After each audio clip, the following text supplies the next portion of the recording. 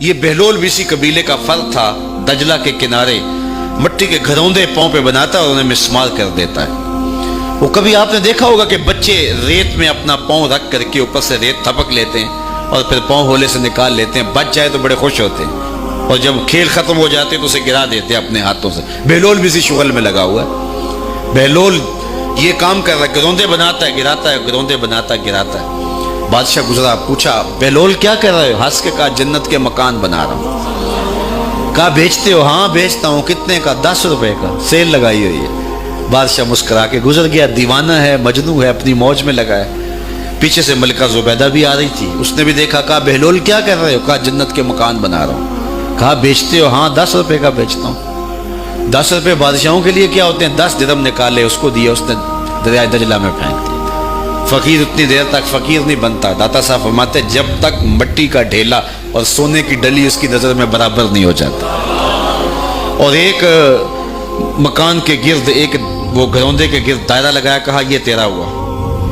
ملکہ گزر گئی، بادشاہ بھی چلا گیا۔ شام کو اپنے محل میں پہنچے، بادشاہ سویا، منظر جاگا کہ حشر کا دن ہے، پھر جنت کا منظر ہے، جنت میں بڑے بڑے خوبصورت مکان ہیں۔ ایک مکان تو بڑا ہی اچھا لگا، تو جی چاہا کہ اس مکان کو دیکھوں۔ تو جب قریب گیا تو دروازے پہ لکھا تھا ملکہ زبیدہ۔ شوق سے آگے بڑھا تو دربان نے روک دیا، کہا یہ ملکہ کا ہے۔ کہا وہ میری ہی ملکہ ہے۔ کہا دنیا کے ضابطے اور ہیں، آخرت کے ضابطے اور ہیں۔ بادشاہ کی آنکھ کھل گئی، بے چین ہو گیا، ملکہ کو بیدار کیا، کہا تو کون سا نیک عمل کیا ہے؟ میں نے جنت میں تیرا یوں مال دیکھا ہے۔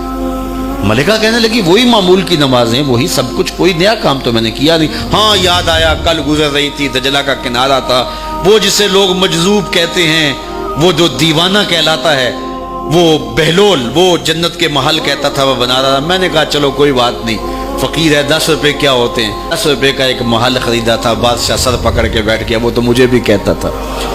میں دیوانے کی بات سمجھ کے گزر گیا۔ اگلے دن بادشاہ قصدن گزرا۔ جب قصدن گزرا نا تو دل دھڑک رہا تھا کہ کہیں مجذوب پھر آج مل جائے اور اسی موج میں ہو تو کام بن جائے۔ دیکھا تو بہلول وہاں بیٹھا ہوا ہے، آگے بڑھ کے دیکھا تو کام بھی وہی۔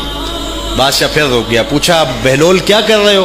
اب دل دھڑک رہا تھا کہ مجذوب ہے، کوئی اور بات کہہ دے تو چلو اچھا ہو کہ وہی جواب دے دے۔ اس نے وہی جواب دیا، جنت کے محل بنا رہا ہوں۔ بادشاہ کا کچھ دل ٹھہرا، پھر کہا اچھا بیچتے بھی ہو؟ ہاں ہاں بیچنے کے لیے بنا رہا ہوں۔ بادشاہ ادھر جیب میں ہاتھ ڈال رہا ہے اور ادھر پوچھ رہا ہے کتنے کا؟ کہا آدھی حکومت لگے گی۔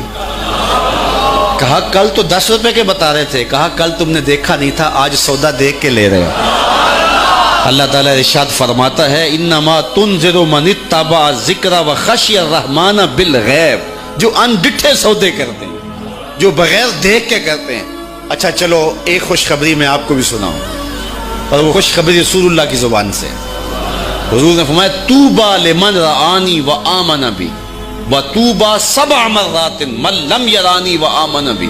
فرمایا صحابہ تمہیں مبارک ہو ایمان کی کہ تم نے مجھے دیکھا اور میرے اوپر ایمان لائے، اور کہا انہیں 7 مبارکیں ہوں جنہوں نے مجھے دیکھا بھی نہیں ہوگا اور پھر بھی ایمان لائیں گے۔ انما تنذر من اتبع ذکر وخشی الرحمن بالغیب فبشرہ بمغفرۃ واجر کریم۔ ان کو بشارت دے دیجئے بڑی عزت والے اجر کی اور خوشخبری بھی۔ تو جس اجر کو میرا رب بھی کریم کہہ رہا ہے وہ اجر کیسا ہوگا؟